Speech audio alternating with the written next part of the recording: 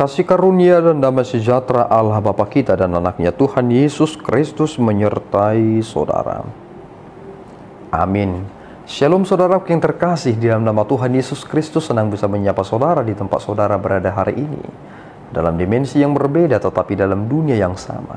Sebagai insan yang diciptakan untuk Tuhan, sebelum melakukan rangkaian aktivitas kita pada hari ini, marilah kita mengawalinya dengan memuliakan Tuhan lewat pujian kita dan mendengarkan firman.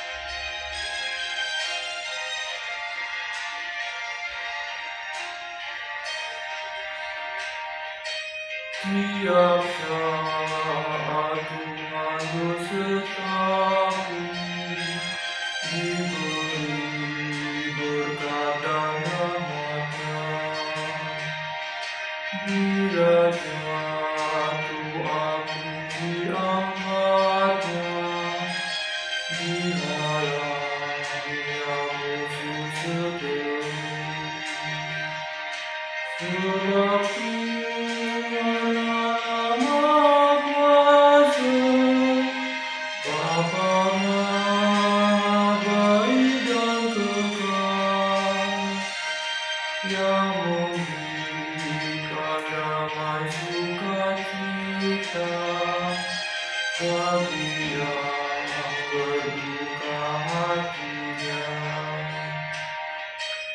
seperti bapa terhadap anaknya, Tuhan mengasihi diriku.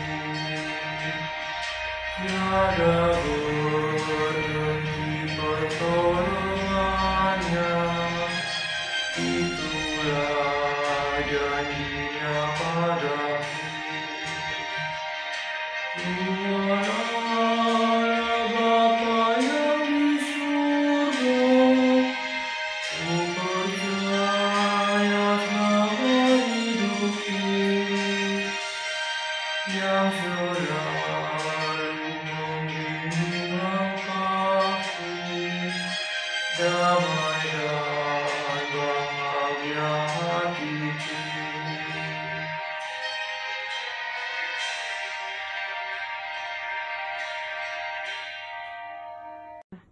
Shalom. Firman Tuhan pada pagi hari ini, Selasa 6 Mei 2025, diambil dari Yesaya 7 ayat 11. Demikian bunyinya. Mintalah suatu pertanda dari Tuhan Allahmu, biarlah itu sesuatu dari dunia orang mati yang paling bawah, atau sesuatu dari tempat tertinggi yang di atas. Demikian firman Tuhan. Saudaraku yang terkasih di dalam nama Tuhan Yesus Kristus, ternyata Yesaya meminta kepada Raja Ahaz supaya ia meminta tanda tentang apa yang akan Tuhan nyatakan, baik itu dari dunia orang mati yang paling dalam ataupun dari hal yang paling tinggi.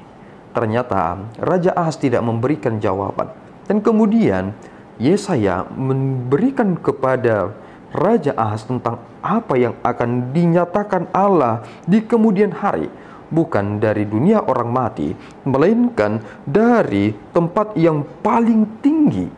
Dan menariknya adalah tanda itulah yang kita rayakan ketika kita memperingati perayaan Natal, bahwa perempuan itu akan mengandung dan melahirkan anak, dan dia akan disebut sebagai Immanuel. Ini menjadi sesuatu hal yang penting, bahwa Yesaya telah menyatakan ini jauh hari sebelum Yesus Kristus dilahirkan.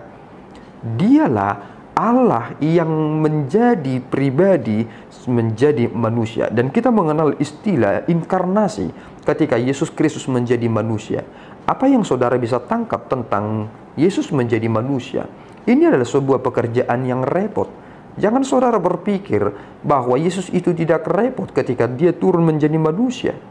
Seharusnya Yesus Kristus bisa menjadi manusia yang langsung tangguh, yang memiliki perawakan yang kekar dan lain sebagainya. Tetapi Yesus harus menjalani proses yang sangat-sangat tidak masuk akal.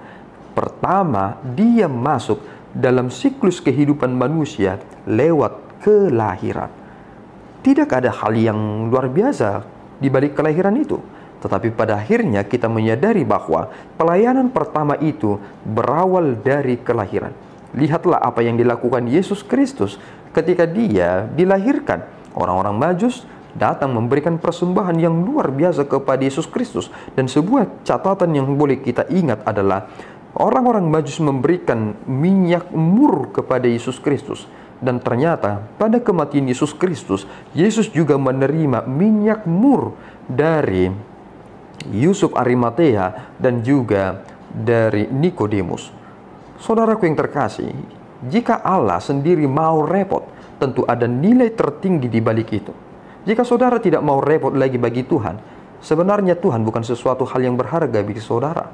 Apakah saudara masih memikirkan hal yang terbaik untuk saudara kerjakan untuk Tuhan?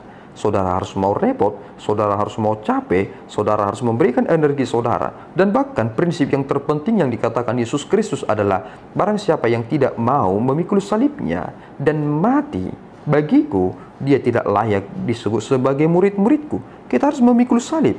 Itu adalah pekerjaan yang repot, itu adalah pekerjaan yang sangat melelahkan, dan itu akan menguras energi. Tetapi syukur bagi Tuhan, jika saudara masih mau memberikan hati saudara untuk repot bagi Tuhan, maka saudara akan menikmati hidup ini.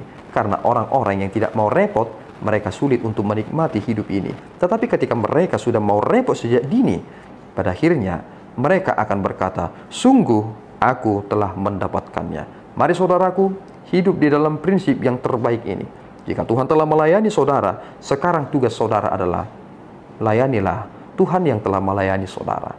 Amin, kita berdoa. Ya Tuhan, kami bersyukur atas berkat-Mu. Engkau adalah sumber kekuatan dan Engkaulah yang membimbing kami. Terima kasih Bapa atas pengertian ini.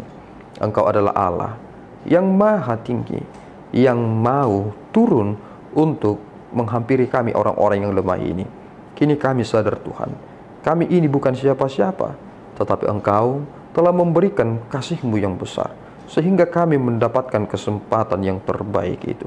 Bapa, bimbinglah kami supaya kami dapat melayani-Mu dengan baik dan benar, sehingga waktu yang Tuhan berikan kepada kami tidak menjadi sia-sia. Terpuji Engkau, di dalam Yesus kami telah berdoa dan mengucap syukur. Anugerah Tuhan kita Yesus Kristus, kasih setia Allah Bapa kita, dan persekutuan Roh Kudus menyertai saudara. Amin. Tuhan Yesus memberkati.